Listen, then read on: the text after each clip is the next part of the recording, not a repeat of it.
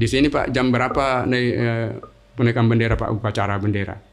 Jam 7.15 Ustaz. Saya bilang jangan ada acara penaikan bendera sebelum baca Ayatul Kursi.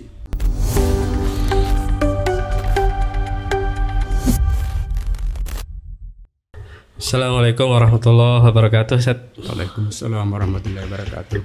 Gimana kabarnya sore hari ini, Ustaz? Baik-baik aja, alhamdulillah. Ya, kita hadir di sini mau bertanya-tanya, Ustaz, tentang sejarahnya Ustaz masuk Hidayatullah. Insyaallah.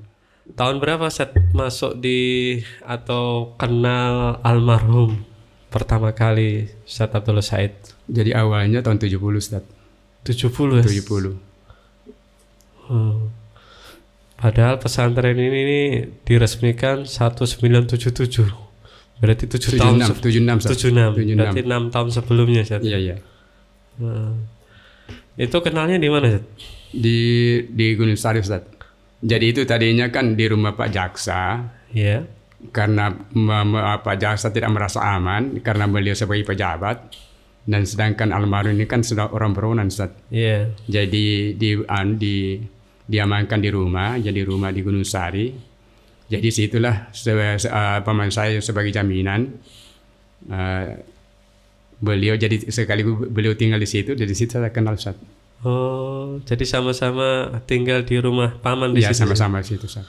Jadi kesan Ustaz pertama kali ketemu beliau itu bagaimana? Kesannya itu karena saya melihat memang orang soleh, Ustaz. Orang bagus, kemudian memang kelihatannya orang-orangnya memang punya wibawa, Ustaz, gitu. Punya wibawa. Jadi Ustaz lihatnya kesolehannya beliau dilihat dari sholatnya kah, tampilannya, akhlaknya? Penampilannya dengan akhlaknya, kemudian sering membaca Al-Quran, jalan, duduk, kemudian dalam keadaan tidur, dalam keadaan baring, itu baca Al-Quran terus, Ustaz. Oh, subhanallah. Di saat tahun 70-an itu, Ustaz. Iya. Kemudian yang pernah saya dengar, Ustaz Manantring ke Balikpapan kan niatnya mau kerja, Ustaz, ya? Iya. Tapi tiba-tiba ketika ketemu Ustaz Abdullah Said berubah pikiran. Itu bagaimana ceritanya, Ustaz? Begini ceritanya, Ustaz. Tidak pernah saya bercita-cita ke Balikpapan karena ada permasalahan di kampung, Ustaz, dengan keluarga. Jadi keluarga itu kan maunya dalam kekeluargaan tidak usah berkembang begitu. Tidak ada. Jadi maunya pernikahan itu dari pihak keluarga aja, ya, dari sepupu. Kalau maunya saya kan tidak seperti itu, Ustaz. Nah, jadi saya tantang itu waktu itu, Ustaz. Jadi saya bawa adik saya itu, saya bawa ke ujung pandang. Kemudian saya dancung itu dibunuh, Ustaz. Nah, diancam dibunuh, disuruh digalikan lubang. Kemudian saya kembali, ya ternyata seperti itu, Ustaz. Seperti itu, saya dihadang dalam keadaan hari Jumat waktu itu, Ustaz. Jadi saya berpikir bahwa kalau saya tidak Jumat, saya akan berdosa. Tapi kalau saya Jumat, umpamanya saya dibunuh, alhamdulillah memang saya seperti itu. Sudah siap. Ya. Sudah siap, memang sudah siap. Nah, jadi begitu hari Jumat, saya dibawakan parang. Nah, kemudian istrinya bilang, "Dek, lari, Dek. Itu kakakmu katanya kan, ya ambil parang, kemudian ambil pagar, ya mau dihadang katanya." Jadi saya balik ke orang tua. Nah, orang tua juga marah, Ustaz, mendukung saya. Iya. Nah, jadi akhirnya kan seperti itu terus, Ustaz. Jadi supaya tidak terjadi seperti itu, saya diikutkan sama orang Ustaz, keluarganya Ustaz Pak Amin Bahrun. Tantenya Pak Amin Bahrun. Jadi saya sama-sama ke Balikpapan ini, Ustaz. Oh, diikutkan ke Balikpapan. Ya, diikutkan ke Balikpapan. Oh, begitu ya, ceritanya. Iya. Terus kembali tadi ke masalah Ustadz Manantring bisa ketemu Ustadz Abdullah Said tadi karena sama-sama di situ. Kemudian kapan sebenarnya Ustadz Abdullah Said itu menyampaikan ke Ustadz Manantring bahwa saya itu mau mendirikan pesantren gitu? Oh, ini Ustadz, jadi awal-awalnya itu Ustadz memang punya visi, beliau punya visi bahwa kita ini punya tujuan yang murni, ya kalau umpamanya permasalahan katanya di dunia ini kan itu tidak akan apa namanya itu tidak selesai-selesai. Tidak selesai begitu Ustaz. Ya, tidak habis-habisnya gitu. Tapi kalau umpamanya kita ini mengurus agama itu kan insya Allah itu karena kita akan, dan perlu juga ini kan perlu kami apa namanya, perlu kami dibantu dan perlu ada pendukung supaya betul-betul tujuan ini, visi ini bisa kita bangun. Ya, kan begitu Ustaz. Jadi akhirnya kan beliau berusaha itu mengadakan itu kursus mubalik dan mubalikat itu Ustaz. Iya. Nah. Itu apa yang membuat anak-anak muda saat itu tertarik dengan yang diajarkan Ustaz Abdullah Said ya? Padahal Balikpapan waktu itu kan dikenal kota apa namanya? Banjir Kap ya. Artinya orang cari kerja kan di sini. Tapi kok masih ada anak-anak muda tertarik, apa yang diajarkan almarhum saat itu? Jadi itu tadi masalah visi itu Ustaz, diterangkan masalahnya, tujuannya, kemudian apa sih lah umpamanya tujuan kita di dunia ini kan, kalau harta itu kan hanya di dunia saja. Tetapi kalau umpamanya kita mengurus agama, insya Allah kita akan ya itu untuk akhirat, untuk tujuan untuk akhirat kan. Nah jadi itulah ya bagaimana ya. Jadi beliau itu menerangkan bagaimana supaya betul-betul kita lebih condong kepada akhirat begitu daripada dunia ini Ustaz. Ya. Dan itu dengan bahasa ceramah, orasi yang menarik gitu. Iya. Katanya beliau pernah saja diundang, beliau hadir dalam acara PHBI peringatan Hari Islam, tidak ada yang ternyata ustadznya nggak hadir. Itu di Boskopria itu Ustaz. Oh, itu gimana ceritanya? Jadi itu ceritanya sekarang kita sudah datang, sudah hadir di situ Ustaz. Peserta tapi peserta. Ya? Jadi kita rombongan itu Ustaz dengan peserta santri-santri KMM ini. Jadi kita datang ke sana. Mau dengar juga sebenarnya. Mendengar situ peserta kursus ini. Jadi kita jalan kaki ke sana rombongan. Kemudian kita tunggu-tunggu orangnya ya tidak ada. Kemudian ya beliau yang dianu Ustaz. Ya sebagai pengganti gitu. Tidak ada ya. Nah, karena tidak ada itu tadi. Itu kan Isra Miraj, Maulid. Maulid waktu itu Ustaz. Jadi itulah beliau, setelah beliau itu ceramah gitu Ustaz, orang tertarik begitu. Ya barusan kok ada di Balikpapan kok ceramah seperti ini. Nah, anak-anak muda ini kan tertarik semua Ustaz.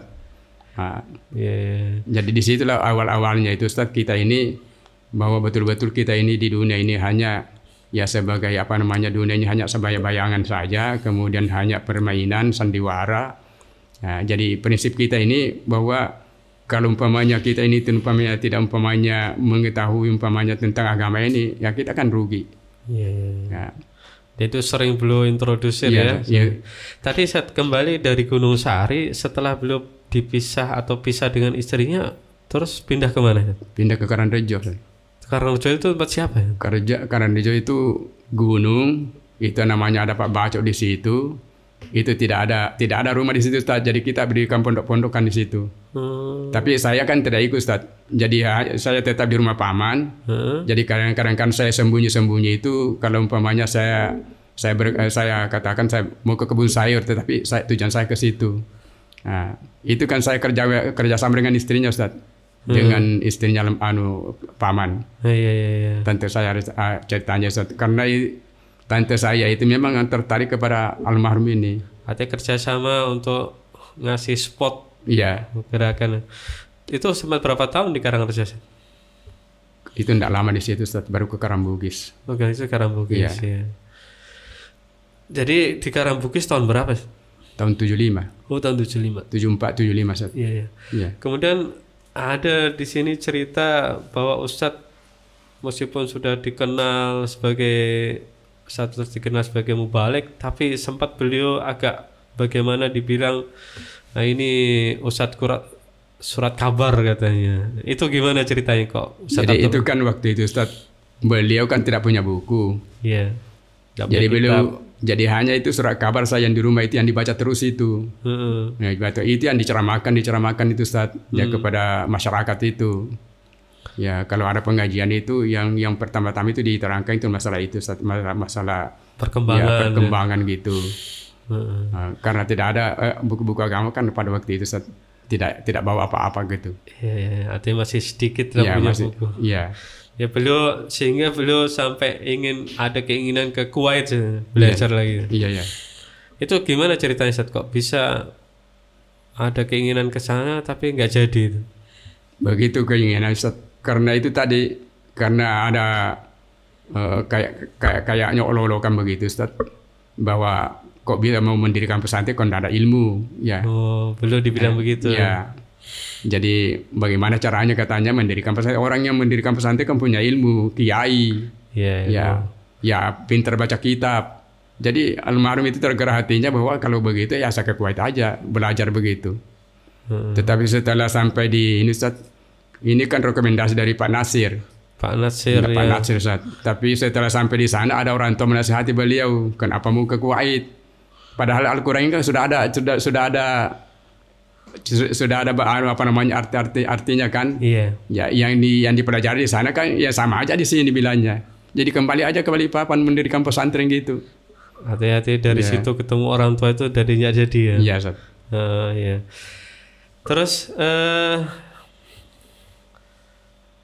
ini tanya tentang Ustadz Manandri. Kemana Ustadz pertama kali mendapatkan amanah dakwah? Ke Kuaro Ustadz. Ke Kuaro? Iya. Tahun berapa Ustadz? Tahun 1988. Oh, 88 ya. Iya, 88. Tapi sebelum ke Kuaro, Ustadz katanya banyak amanahnya di sini Ustadz ya? Iya banyak Ustadz. Apa aja Ustadz? Saya pernah jadi kepala kampus, keamanan, pengawas putri, ketua KLH. Kemudian saya juga sebagai logistik, pembantu keuangan. Saya juga kadang-kadang ke Karambung, berkantor di Karambung Ustaz. Jadi semua Ustaz pernah alami semua. Pernah Ustaz. Dan itu arti itulah bentuk dari pengkaderan dari Ustaz ya. Iya, Ustaz. Dari tugas-tugas ini yang paling mengesankan apa Ustaz? Dari kepala kampus Ustaz. Kepala kampus dan keamanan. Yang paling berkesan saya itu kepala kampus itu kalau kita ke Karambugis itu kan ditanya Ustaz, bagaimana perkembangan Gunung Tembak? Itu kita ditanya semua. Semua ditanya Ustaz. Jadi orang yang tidak punya umpamanya tidak pernah keliling Ustaz melihat keadaan di kampus ini kan tidak bisa menjawab. Tidak bisa menjawab. Nah, jadi kalau tidak ada jawaban, tandanya katanya tidur aja di rumah katanya kata beliau. Ya. Tidak ada kerjanya. Ya, tidak ada kerjanya. Jadi kalau kita ke sini Ustaz, harus keliling. Kita melihat apa kekurangannya di sini, apa masalah di sini. Katanya sebagai laporan. Ya sebagai laporan Ustaz. Setiap kita ke Karambung kan ditanya Ustaz, laporan, harus laporan gitu. Apa yang dikerja selama selama di Gunung Tembak 2 hari. Itulah ya, jadi beliau itu sangat disiplin sekali. Ya, ada satu pengalaman Ustadz ketika menjadi KLH itu, katanya pernah memindahkan merubah instruksi almarhum, suruh nanam apa gitu waktu itu, katanya dibilang ketaatan itu lebih indah. Itu gimana ceritanya? Jadi ini kan Ustaz, masalah taman ini kan amanah Ustaz. Saya diamanai diserahi masalah penataan kampus. Ya, makanya itu saya diamanai sebagai ketua KLH. Jadi menata pohon-pohon apa segala macam ini taman. Jadi pada waktu itu Ustaz kan diamanahi bahwa di sini tolong ditata di dekat masjid ini. Bagaimana baiknya. Jadi tapi di sini palem, di sini pelisiun, tapi ada di sini aspal, kamu tidak bisa gali, ya di sini palem-palem aja, ndak usah diselang-seling di sini. Tapi karena saya bisa gali Ustaz begitu, saya gali, saya setelah diselang-seling itu, tetap selang-seling itu. Saya bilang kalau ndak selang-seling kan jelek Ustaz. Iya. Ya, jadi saya selang-seling itu. Jadi begitu dari beliau di Karambugis lewat. Nggak nengok-nengok gitu Ustaz, langsung lurus aja, nggak singgah-singgah gitu. Biasanya kan singgah Ustaz. Iya. Ya, memberikan motivasi kita. ya memberikan sport gitu. Tapi ini kok langsung ke rumah, kemudian balik. Paman Anting, kenapa begini? Kan saya bisa gali Ustaz. Saya bisa kan selang-seling aja. Bilang itu kan ketaatan itu lebih indah daripada penataan ini. Jadi itu mendalam sekali saja. Iya, Ustaz. Jadi menata taman meskipun menurut kita itu indah, tapi ketaatan itu lebih indah daripada taman secantik apapun. Iya, Ustaz. Ya, subhanallah, ini pernyataan-pernyataan luar biasa. Kembali ke tahun 88, Ustaz. Ustaz pernah ke Kuwaru. Padahal Kuwaru ini kan dikenal sebagai daerah, kalau santri-santri awal dulu, sebagai Nusa Kambangan. Nusa Kambangan. Karena di sana tempat istilahnya untuk mentarbiyah anak-anak yang kurang bisa diatur di sini. Betul nggak Ustaz begitu? Betul, Ustaz. Jadi awalnya di situ kan Ustaz. Jadi di Kuwaru itu kan memang daerah perkembangan. Kemudian memang daerah di sana angker, Ustaz. Angker. Jadi orangnya sendiri angker, Ustaz. Angkernya gimana? Angkernya di kampus atau di? Angkernya di kampus itu kan sering dilempari, Ustaz. Diambil itu pelangi itu, dibuang. Kemudian ya macam-macam lah orang Ustaz. Macam-macam persangkaannya orang di situ bahwa pesantren apa itu. Ya. Jadi kadang-kadang kita itu dituduh macam-macam Ustaz. Utamanya Ustaz orang itu pejabat itu. Jadi pertama kali Ustaz lakukan bagaimana itu? Kalau saya lakukan kan saya pernah kursus Ustaz. Jadi saya kursus P4 Pancasila itu Ustaz dari Pak Kapolda, Panglima, kemudian Gubernur. Itu ada. Jadi saya bawa itu Ustaz. Bapak kan memang bersangka jelek kepada pesantren, Pak. Saya bilang ini buktinya, Pak. Ini buktinya bahwa kita dekat sama pemerintah, Pak, saya bilang. Iya. Jadi Ustaz memang bawa ya dari sini. Saya bawa. Jadi orang-orang langsung baru saya tahu itu. Ya, langsung ada dukungan Ustaz. Kalau begitu jangan aja bilangnya. Terus ini katanya Kuwaru itu kan banyak santet, banyak dukun, banyak klinik-klinik. Itu gimana, Ustaz? Memang itu kan kita bersaing dengan dukun. Jadi pernah itu kan ada di Batu Kajang, Ustaz, orang dari Bali. Itu kan perusahaan itu kan diajak masuk agama mereka, Ustaz. Diajak. Jadi perusahaan itu ke Kuwaru, Ustaz. Dia bilang bagaimana ini bilangnya ini kita ini katanya khawatir juga ini kalau umpamanya orang-orang kita ini, karyawan kita ini bisa balik agama katanya. Pindah agama gitu. Karena ini katanya orang-orang kedua dari perusahaan. Jadi kita selalu diancam, dimacam-macamin. Saya bilang, saya katakan bikin pengajian aja. Bikin pengajian. Jadi kapan katanya? Saya bilang kapan? Bilang hari Minggu insya Allah kita akan datang. Saya datang, Ustaz. Jadi pas ada orang-orang kedua itu, orang-orang Bali itu, Ustaz. Memang katanya itu ilmunya luar biasa, bisa jalan di atas, Pak. Di atas, Ustaz. Bisa jalan. Apa itu? Terbang gitu, Ustaz. Ilmunya itu, orang-orang Bali itu. Luar biasa ilmunya itu. Jadi saya ceramah waktu itu, saya tantang, Ustaz. Kalau memang saya bilang ada ilmu yang lebih daripada Al-Quran, kita keluar, saya bilang. Kita bersaing di luar, kita bertanding. Ya, saya pegang Al-Quran, Bapak ilmunya. Silakan kita keluar, Pak. Nggak mau dia, Pak. Nggak, Ustaz. Nggak mau dia, Ustaz. Ustaz yakin betul ya? Yakin betul, Ustaz, Ustaz. Bahwa Quran nggak mungkin ada yang ngalahkan ya? Nggak mungkin. Yang kalau saya teringat Nabi Musa itu, Ustaz. Saya teringat Nabi Musa itu. Jadi setelah itu nggak ada lagi berani? Pulang dia, Ustaz. Pulang ke Bali. Jadi orang-orang perusahaan di Batu Kajang senang sekali. Senang sekali. Jadi saya sering khutbah di situ, Ustaz, di Batu Kajang, Ustaz. Dipanggil ceramah, pengajian. Waktu itu, Ustaz. Perusahaan itu. Baru kali ini ada Ustaz berani ditantang ya. Kemudian kembali ke ini, Ustaz. Tadi Hidayatullah Kuwaru dikenal sebagai tempat pembuangan dan lain-lain. Apa triknya, Ustaz, bisa nangani anak-anak yang dalam tanda kutip susah diatur gitu loh. Tapi di tangan Ustaz mereka bisa diatur. Jadi saya Ustaz, Jadi kalau mau makan itu saya silakan aja sepuas-puasnya gitu.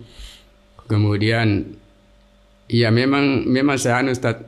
Jadi memang anak-anak itu anak nakal itu memang sudah diatur Ustaz. Tapi kalau bukan kesabaran Ustaz, ya kita tidak sabar menangani mereka sebab macam-macam itu tingkah laku mereka Ustaz. Kalau sudah malang itu sih hilang semua. Hilang semua Ustaz. Jadi kita aja pelan-pelan aja Ustaz, kita memberikan bahan pengertian bahwa kita kesini kan ya orang tua kita ini kasihan di kampung. Kalau kita umpamanya begini-begini kadang kita ya kasihan orang tua kita kan kalau umpamanya kita tidak aja anak saleh. Kan anak soleh ini kan umpamanya kan kalau kita mendoakan orang tua kan orang tua juga bisa selamat. Ya, tapi kalau kita begini ini aja anak nakal, anak salah kan selalu saya bilang begitu tidak soleh. Ya kasihan kan orang tua kita. Sudah jauh-jauh kita tinggalkan kampung saya bilang. Nah, jadi pelan-pelan kan saya begitu aja Ustaz. Saya pelan-pelan saya ajak kerja, mau kerja. Tapi kalau kadang-kadang kerja di lapangan Ustaz, kelahi di lapangan. Antar mereka. Tapi kan pengalaman dari teman-teman yang pernah jadi santri Ustaz di Koharu itu rata-rata kan jadi Ustaz. Jadi dalam artian mereka keluar dari sana itu jadi ketua DPD, PMH, apa jadi amanah gitu. Iya itu. Nah, itu tadi yang saya tanyakan, ya apa pendekatannya Ustaz ini? Terus ini Ustaz, adakah Ustaz ada amalan-amalan khususnya? Jadi amalan khusus itu Ustaz al-ma'surat. Jadi setiap pagi itu saya pagi sore Ustaz saya baca itu. Jadi saya pakai mic itu Ustaz. Jadi orang melihat anunya itu Ustaz, waktu kabut itu waktu kabut itu kan saya pakai mic Ustaz. Jadi 5 kilo itu pengeras suara itu jangkauannya pengeras suara itu Ustaz. Itu juga terang Ustaz. Terangi kabut itu. Setelah lewat lagi gelap lagi. Itu kabut apa Ustaz? Kabut Ustaz. Kan musim kemarau Ustaz. Musim kemarau. Asap. Jadi situ saya melihat luar biasa ini apa saya bilang amal maksurat ini. Kemudian pernah saya Ustaz, saya wirid di situ di masjid sendirian. Kemudian datang almarhum itu. Bagus teruskan. Jadi sampai sekarang itu saya masih wirid itu Ustaz. Kemudian saya sambung lagi wirid sekarang itu. Yang ada itu makanya itu setengah jam baru selesai saya punya wirid itu. Karena dibaca memang sesuai dengan 3 kali, 10 kali itu dibaca semuanya. Kan pernah saya baca sekali Ustaz. Datang pimpinan ini Ustaz. Bilang, kenapa 1 kali Bapak Nuri? Saya bilang, kan Ustaz supaya cepat untuk kerja. Itu kan sudah dari keputusan itu 3 kali itu. Jadi tetap aja 3 kali. Sampai sekarang Ustaz 3 kali. Kalau kulhu 3 kali memang. 3 kali Ustaz. 3 kali. Tidak disingkat-singkat ya. Ustaz, jadi untuk amalan yang lain Ustaz? Amalan lain itu kan saya juga hafal itu Ustaz. Dengan santri-santri saya itu semua hafal itu Ustaz. Itu Asmaul Husna. Asmaul Husna? Iya. Asmaul Husna yang 99 gitu Ustaz. Biasanya dibaca kapan Ustaz? Saya pagi sore juga Ustaz. Pagi sore juga? Pagi sore. Iya. Kalau malam Ustaz? Kalau malam yaitu wirid itu Ustaz. Pas sajadah kemudian Al-Muluk. Al-Ikhlas itu 3 kuli itu Ustaz. Itu saya baca terus itu. Kemudian kalau umpamanya ada orang sakit di kampung itu Ustaz kan sudah dipanggil Ustaz. Iya. Iya katanya Ustaz katanya dikenal juga sebagai dukun katanya, tukang ruqyah. Betul Ustaz ya? Iya Ustaz. Jadi saya kan bingung Ustaz. Saya belum tahu waktu itu apa namanya dikatakan ruqyah itu Ustaz. Tidak tahu ya namanya. Saya tidak tahu Ustaz, sebelum tahu saya. Jadi ada kepala kampung ini Ustaz. Kepala kampung itu kan sudah dibawa ke Samarinda, dibawa ke rumah sakit itu yang apa namanya itu? Rumah sakit yang saraf itu Ustaz. Oh, yang di Samarinda itu. Iya, di Samarinda. Nah, jadi anak ini kan Ustaz kembali ke Koharu, jalan kaki Koharu lewat Semoy. Dari Samarinda? Dari Samarinda, jalan kaki. Jadi saking anunya itu Ustaz enggak tahu yang mana umpamanya. Ya enggak tahu lah itu karena saya saking anunya itu saking parahnya itu Ustaz. Jadi dokter juga sudah angkat tangan itu Ustaz. Dengan sakitnya itu. Sakitnya itu. Jadi saya dipanggil, saya tidak tahu sama baca apa. Jadi saya baca aja as-sajadah. Surat sajadah waktu itu. Begitu saya sujud tilawah langsung teriak Ustaz. Teriak.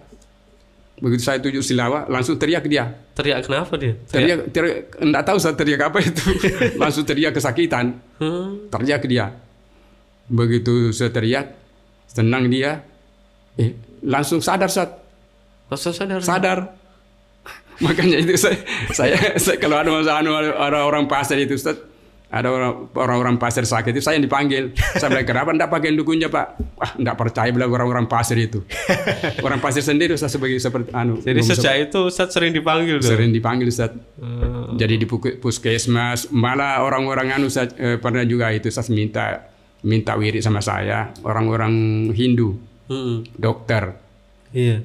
Ini yang tugasnya kan di Balikpapan itu Ustaz. Padahal orang Hindu dia nih. Orang Hindu Ustaz. Bagaimana katanya nih Pak? Saya ini kan saya dapat telur di mobil. Ini kan bagaimana cara penangkalnya itu saya bilang. Dia bilang. Saya bilang. Dikirimi telur di mobil. Iya, dikirimi ini. telur di mobil itu Ustaz. Bilang bagaimana cara penangkalnya? Saya bilang ada wirid-wiridnya itu Pak. Bilang ajari saya. Saya bilang Bapak harus masuk Islam. Diam dia Ustaz. Terus? Enggak mau Ustaz. Tapi sampai sekarang itu berkesan Ustaz dia sama saya itu selalu kirim salam sama saya itu. Orang Hindu itu. Ya. Terus Ustaz waktu di Kelaro pernah cerita juga dakwah ke kampung-kampung tengah malam ketemu siapa itu. Yes. Itu gimana ceritanya? Jadi kadang-kadang saya itu Ustaz, kalau pergi ceramah kan disihir Ustaz. Disihir. Disihirnya apa? Disihir Ustaz, tengah malam itu didatangi anjing berupa anjing hitam merah dalam keadaan di tengah malam itu Pak Ustaz, itu tengah malam Jumat ya, di daerah perkampungan Bugis juga Ustaz. Saya bilang alhamdulillah. Jadi begitu ada seperti itu, sekiriman seperti itu, saya langsung bangun Ustaz, sholat lail. Kemudian besok subuh ada datang orangnya, mungkin saya ya kan tidak begitu. Tapi saya ceramah Ustaz, alhamdulillah ada kiriman tadi malam Pak. Jadi silakan aja kalau memang Pak banyak bisa dikirim lagi. Ya silakan aja saya bilang. Jadi itu jadi pendukung lagi Ustaz. Jalan aja nak bilangnya. Saya di belakang. Jadi padahal dia awalnya ngirim itu. Awalnya dicoba Ustaz, dicoba. Saya memang dicoba. Sudah berapa kali saya dicoba seperti itu Ustaz. Dikirimi itu, disihir-sihir itu. Ya. Iya. Itu kan ngeri kalau kita nggak punya keyakinan, nggak punya amalan-amalan khusus kedekatan pada Allah, kan ngeri dengan seperti itu ya. Ada di Ustaz di Gerogot itu, di SMP 2 itu, di dekat air terjun. Itu kan 11 orang dimasukin Ustaz, jin. Saya dipanggil Ustaz. Katanya itu saya dipanggil di sana kepala sekolah itu. Dia bilang, bagaimana anak kita ini Pak? Katanya 11 orang ini katanya mengamuk semua itu, datang orang pasir, orang Banjar, tapi tambah ndang-ndangmu katanya itu ngamuk terus. Saya dipanggil Ustaz. Saya panggil semua itu Ustaz. 11 orang itu saya nasihatin. Yeah. Kamu Islam atau bukan? Saya Islam Pak. Kamu sering ngaji enggak? Jarang Pak. 1 kesalahanmu. Yeah. Sholat enggak? Jarang Pak. 2. Ya. Itu sudah 1 kesalahan kamu sehingga mudah dimasuki oleh jin. Saya katakan begitu. Jadi kalau kamu umpamanya sholat, kamu dengan baca Al-Quran dengan baik, itu jinnya itu lari, takut. Jadi coba-cobalah kamu sholat, kemudian kamu baca Al-Quran. Tetapi ada 2 orang tidak mau Ustaz. Dia buang muka gitu Ustaz. Jadi begitu keluar ditangkap sama jin Ustaz. Katanya jin panjang rambut itu. Langsung ditangkap, dia ngamuk dia Ustaz. Nah, saya bawa kemari Pak. Bawa kemari. Yang 2 orang tadi itu. Yang 2 orang itu Ustaz. Bawa Pak, bawa ke sini. Ya, jadi saya suruh baca itu Ustaz. Kamu baca ayatul kursi. Tidak mau Ustaz. Nolak dia. Pokoknya saya suruh baca, enggak mau, pokoknya nolak. Sudah masuk itu jinnya ya? Iya, masuk jinnya Ustaz.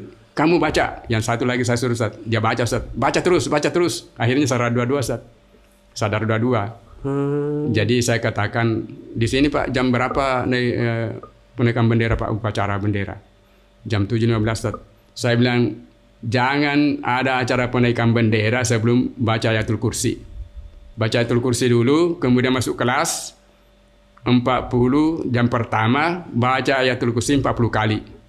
Jangan langsung Upacara buka pelajaran begitu.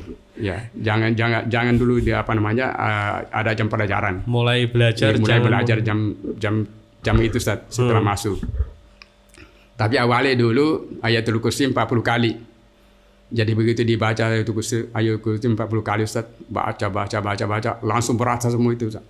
Berasap kepalanya itu anak-anak itu. Musuh. Dan kelihatan itu. Kelihatan katanya Ustaz. Jadi datang gurunya setelah lapor itu. Alhamdulillah Pak, bilangnya sudah keluar semua. Sudah hangus. Itu istilahnya kalau sekarang kan kesurupan massal itu. Iya Ustaz. Kesurupan massal. Sudah berapa kali Ustaz, SMP 1, kemudian MTS. Saya semua tangani itu Ustaz. SMP 2. Dan itu enggak ada rahasianya ya, artinya hanya baca ayat kursi itu. Ayat kursi aja Ustaz. Tapi karena Ustadz yakinin gitu ya, yakinin dan mereka bisa diyakinkan, akhirnya Alhamdulillah. Jin itu jadi kalah semua ya. Saya lanjut Set ya, nanti kan terkait dengan bahwa dakwah Ustadz Abdullah Said itu awal-awalnya kan ekstrim ya, dikenal keras, sebagaimana yang pernah kita dengar ya. Itu gimana ceritanya? Jadi kan almarhum dari Muhammadiyah Ustaz. Oh ya. Jadi hafalannya itu beliau surah An-Nur dengan surah Al-Ahzab gitu. Jadi waktu itu Ustaz ceramahnya itu hukum, kemudian masalah kemusyrikan diberantas. TBC. Ya. Jadi itu yang Ustaz angkat terus itu Ustaz. Jadi masalah kunut, masalah bismillah, masalah doa, masalah barazanji, masalah surah Yasin, itu semua bidah itu. Nah, itu diberantas semua Ustaz. Jadi beliau kepingin itu menegakkan hukum itu Ustaz. Kemudian memberantas kemusyrikan itu. TBC, tahayul. Jadi sesuai dengan hafalannya itu Ustaz. Surah An-Nur dengan Al-Ahzab itu. Jadi itu yang sering dibaca Ustaz kalau sholat lail itu. Nah, jadi di situlah awal-awalnya itu bahwa dakwah yang begitu, akhirnya orang-orang tua ini kan jadi musuh Ustaz. Jadi jengkel juga marah ya. Kadang-kadang kita diundang itu berazanji Ustaz, hanya baca surat kabar Ustaz.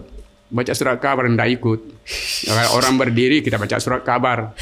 Nah, jadi kan kita tidak diundang kembali Ustaz gitu. Jadi malah orang tua jengkel itu Ustaz. Jengkel dan menjauh ya. Menjauh Ustaz itu. Terus beliau sadar itu bagaimana ceritanya beliau bisa tersadar? Jadi nanti setelah di Karambugis itu Ustaz, karena ini tadi orang tua tadi jadi ada semua jadi tidak senang, jadi musuh.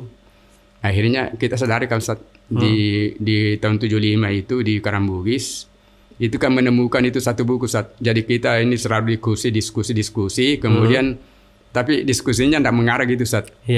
Kebetulan ketemu buku Bakdawi itu Tafsir Sinar Ustaz, yang karangannya Buya Malik Ahmad. Buya Malik Ahmad itu. Itu dibaca Ustaz. Akhirnya ketemu itu tadi ini Ustaz, masalah sejarah bahwa Islam mulai dari sini, kemudian ketemulah SNW itu. Sistematika Nusulnya Wahyu itu. Sistematika Wahyu itu Ustaz. Jadi Sistematika Nusul Wahyu itu tidak dari awal ya, dari tapi awal. Dari pelajaran itu Ustaz. Pelajaran diskusi. Ketemu itu buku itu Ustaz. Buku Tafsir Sinar itu. Ya, di situ dijelaskan itu secara berislam begitu, mulai dari ini. Jadi dari Iqra. Iqra itu saja. Jadi kita dakwah itu mulai di situ saat kita berubah Ustaz. Jadi tidak boleh kita menyinggung masalah bidah lagi. Ya hanya masalah iman. Masalah tauhid. Tauhid. Jadi jangan lagi masalah kemusyrikan. Jangan dulu diberantas itu. Jadi kita mulai lembut ya di situ. Mulai lembut di situ Ustaz. Jadi mulai orang tua itu kembali Ustaz. Simpatik begitu. Yang jamaah-jamaah tahasus sekarang ini ya. Iya. Jadi artinya beliau juga mengalami proses juga ya dalam berdakwah. Tidak langsung lembut seperti sekarang. Itu, Ustaz. Sampai paman saya jadi musuh juga, Ustaz, kan. Sampai di paman saya dikritik kan. Dikritik juga, Ustaz. Karena namanya orang tua-tua ya. Itu. Jadi dakwah itulah yang kita kenal hari ini kan memang wasatiyah ya. Dia tidak menyerang ke sana kemari, tapi berusaha dengan kelembutan menyapa umat ya. Itu ternyata buah dari pengalaman dan diskusi. Selanjutnya pengalaman yang paling berkesan ya, dengan Ustadz Abdullah Said itu apa? Itu tadi Ustadz, yang masalah visi itu tadi Ustadz. Visi tadi. Ya, tujuannya itu bahwa kita ini akan membangun satu negara kecil, ya Indonesia mini. Itu kan selalu Ustadz, bahwa di situ ada Kalimantan, di situ ada Sulawesi, di situ ada Sumatera, di situ pokoknya seluruh Indonesia ada, Jawanya ada. Kenapa bisa begitu yakin gitu Ustadz ya? Ustadz kan tahu sendiri ya, memulai Gunung Tembak ini kan nol ya. Tidak ada modal, tidak ada apa-apa. Tapi kok begitu yakin dengan visi itu loh. Itu gimana caranya kok bisa? Jadi saya melihat, makanya saya tertarik Ustaz. Ini kan orang Boronan Ustaz. Orang Boronan. Tapi kok tidak ada perasaan takut begitu Ustaz. Tidak pernah khawatir bahwa saya ditangkap, saya akan dibunuh. Padahal ini kan sudah ancaman Ustaz. Nyawa ya? Iya Ustaz. Malah pernah ditangkap Ustaz. Malah pernah di penjara 1 minggu. Nah, jadi beliau ini yakin betul dengan misi ini tadi Ustaz. Dengan visi. Ya, yakin betul sampai itu tadi enggak kena lelah, enggak kena capek, terus keliling itu Ustaz. Saya ajak keliling ke ke Kampung Baru, ke Istiqomah, kemudian ke Rapa, kemudian ke Manggar. Itu kita jalan kaki Ustaz. Jalan kaki. Jadi jalan dulu seperti sekarang ini ya. Iya Ustaz. Jadi kita ketemu dengan orang-orang tua itu Ustaz. Orang-orang tua bagaimana ini supaya ada dukungan begitu. Ya, dukungan supaya kita ini bisa umpamanya di Balikpapan ini bisa kita umpamanya Islam itu kita bangun. Ya, kalau begini itu kan tidak ada ceramah, tidak ada acara-acara keagamaan, tidak ada juga umpamanya yang memang mengurusi Islam ini, ya coba-cobalah kita ya kembali sadarlah begitu. Jadi kadang-kadang kita kaji majid, umpamanya Ustaz Kadir Jailani itu Ustaz. Ya. Jadi ke ulama-ulama pejabat itu silaturahim. Dan itu nggak kenal lelah, ya? Nggak kenal lelah, nggak kena capek. Jadi biar tidur saya kayak berpikir itu, beliau itu. Sementara ya nggak pernah nyenjak tidurnya itu Ustaz. Jadi waktu itu saya mimpi Ustaz. Waktu sama-sama tidur itu, mimpi itu Ustaz. Saya mimpi bahwa Ustaz, saya mimpi ini jam 4 setelah sholat lail saya mimpi baring-baring. Ya, saya sama-sama kan sholat lail Ustaz diikutkan. Saya mimpi begini, saya bilang, kok saya melihat Ustaz ada Khalifah Umar itu kan di atas tanduk, itu semua pengawalnya pakai yang hijau, kemudian juga tanduk itu hijau, kemudian pakaian Umar bin Khattab juga hijau. Ustaz dipanggil naik, tapi saya ikut. Bilang, insya Allah Pak Mandiri, kita akan berhasil, kita akan menang. Di situ Ustaz Ustaz. Meyakinkan juga saya. Ya. Itu mimpi setelah sholat lail saya Qailullah ya. Iya. Beliau kan dikenal juga selain pekerja keras juga ibadahnya full kalau malam Ustaz. Full Ustaz malam. Itu tidak hanya Ramadan aja Ustaz. Bukan Ramadan aja Ustaz, tapi baca Al-Qur'annya itu enggak putus juga. Jadi kalau umpamanya ada tamu ya ngomong, tapi kalau enggak ada tamu kembali Al-Qur'an, baca hafal Qur'an gitu, Al-Qur'an. Iya. Terus katanya Ustaz Abdullah Said sendiri kan juga sering kalau kemana-mana beli buku, kemana-mana bawa buku banyak, betul Ustaz ya? Itu Ustaz, belakangan itu Ustaz, setelah dikasih uang, ada uang bakal umpamanya ke Jakarta, disuruh beli pakaian, tidak beli pakaian Ustaz, beli buku. Beli buku ya. Beli buku. Ada belum mengamalkan Iqra itu ya? Iya Ustaz. Jadi buku pakaiannya itu kan kita yang tanggung aja Ustaz.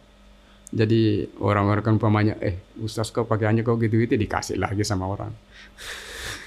Dia tidak pernah ngurus terkait yang seperti itu. Tidak tertarik soalnya kekayaan itu, Ustaz. Tidak kayaknya gitu. Tidak ada interest Nggak untuk ada, pribadi dan keluarganya. Iya. Iya. Jadi kalau umpamanya, bagus betul jam tangan Ustaz, maukah? Ambil aja. Langsung gitu Ustaz dibuka. Jadi kalau ada orang tanya, kalau ada orang tanya, bagus betul jam tangannya Ustaz. Langsung dibuka, Ustaz, ambil aja. Iya. Terus kesan lagi Ustaz yang kira-kira pesan, ini bukan kesan, pesan ya, yang Ustaz pernah dikasih pesan dari almarhum itu apa yang sampai sekarang masih jadi almarhum itu pesan kepada saya, Ustaz, kamu bekerja, ya kamu bekerja tapi bukan kamu yang mengambil hasilnya. Kerja aja beramal, tapi jangan kamu mengharap bahwa kamu yang memungut hasilnya. Ya seperti kan di Kuadu dulu, Ustaz. Iya. Ya, kamu menanam sawit, tetapi bukan kamu yang mencicipi hasilnya. Nah, itu yang saya ingat terus, Ustaz. Jadi tidak pernah saya menuntut itu di Kuadu itu, Ustaz. Berapa hektar itu, Ustaz? 6 hektar saya tanam sawit. 6 hektar. Jadi pernah saya waktu abang itu, Ustaz, tugas di sana, saya dikasih 25.000 selama beliau tugas di sana. Tapi itu pun tidak pernah umpamanya saya angkat-angkat bahwa hanya 25.000 dikasih. Ya itu pun istri saya dulu tidak menerima itu, saya kembalikan aja itu, saya bilang biar aja, kita syukurin aja. Ya tidak usahlah kita kembalikan itu. Karena benda itu ya pesannya almarhum. Ya, pesannya almarhum. Kita nanam tapi nggak harus. Ya, kita menanam, kita beramal, tapi bukan kita yang petik hasilnya. Ya. Kalau masalah keterampilan Ustadz menjadi itu gimana ceritanya? Jadi saya kan memang Ustaz tahun 70 itu sebelum beliau datang itu kami sudah buka jahitan, Ustaz. Buka jahitan di pasar. Di sambil kursus itu, Ustaz. Jadi waktu di pasar itu kan kita juga kursus. Jadi kita sudah dikasih catatan itu, Ustaz. Kalau sudah itu kalau mau tugas dikasih kertas. Kertas putih, kemudian kasih pensil. Kamu catat dosamu, ya. Kamu di pasar melihat wanita, kamu tatap 1, 2, 3 sampai 10, tulis 10 di situ, kamu jujur. Ya, ini adalah yang kejujuran, Ustaz. Iya. Jadi selama sehari berapa dosanya berapa dosa, Ustaz. Jadi kita hanya kalau ke pasar itu tunduk, Ustaz. Kalau coba-coba melihat begitu, itu kita hitung sendiri. Namanya di pasar, mau bagaimana? Ya, itu. Jadi kalau saya ke pasar tunduk aja masuk, Ustaz, gitu. Ya. Atau gotul pasar satu. Iya itu. Tapi kan Ustaz memang setelah di Gunung Tembak kan banyak santri juga merasa nyaman kalau jahit di tempatnya Ustaz ya. Iya. Itu memang kursus dulu Ustaz ya? Enggak, Ustaz. Jadi waktu saya pertama itu kan buka pakaian, Ustaz. Iya. Kemudian saya sambung kembali, ambil malnya gitu. Baru saya jahit kembali. Oh, coba begini cara jahitannya. Yeah. Begitu aja pelajaran saya, Ustaz. Kemudian yang kedua itu panggil orang-orang, kalau ada melamar ya saya masuk. Baru saya lihat itu cara anunya, Ustaz. Cara menggunting, cara menjahit. Nah, di situ Ustaz. Oh, itulah. Jadi ini menarik. Jadi sebagai ustadz tapi juga bisa menjahit, bisa banyak keahliannya, bagian keuangan, logistik. Kalau masalah tesis kan pernah nangani tesis juga? Pernah, sudah sering, Ustaz. Jadi kadang-kadang saya menangani tesis itu, Ustaz, orang penggali kubur, tentara mentang ABRI yang lepas penjara, kadang-kadang juga ya orang-orang yang macam-macam, Ustaz, yang saya tangani itu. Artinya macam-macam ceritanya santri dulu. Macam-macam, Ustaz. Itu tesnya ini berapa hari, Ustaz? 40 hari, Ustaz. 40 hari. 40 hari. Tapi kan bukan hanya kerja, Ustaz ya? Bukan hanya kerja, Ustaz. Tapi ibadahnya juga dikencengin juga ya? Ibadahnya di absen. Jadi Ustaz kawal juga itu ya? Iya, Ustaz. Sholatnya dikawal juga? Iya, dikawal, Ustaz. Jadi kalau umpamanya ada orang kentut di masjid itu dihukum, Ustaz. Dihukum itu tanam pohon di dekat empang itu 5 pohon satu kali kentut. Ayo kan. Apa itu hikmahnya, Ustaz? Itu kan supaya ini pohon kan ada penanaman pohon, Ustaz. Oh iya. Jadi kita ini mau menanam pohon tapi tenaganya kan kurang, Ustaz. Jadi kalau ada orang kentut di bayan itu kita hukum aja. Biar ada yang nanam. Biar aja nanam. Ya, Ustaz, makasih banyak ini obrolannya. Insya Allah sangat bermanfaat bagi kami semuanya dan santri-santri yang belum mengenal banyak terkait perjalanan Hidayatullah ini. Insyaallah nanti kita undang lagi dalam hal yang lain, Ustaz. Yeah. Dari kami terima kasih. Assalamualaikum warahmatullahi wabarakatuh. Waalaikumsalam.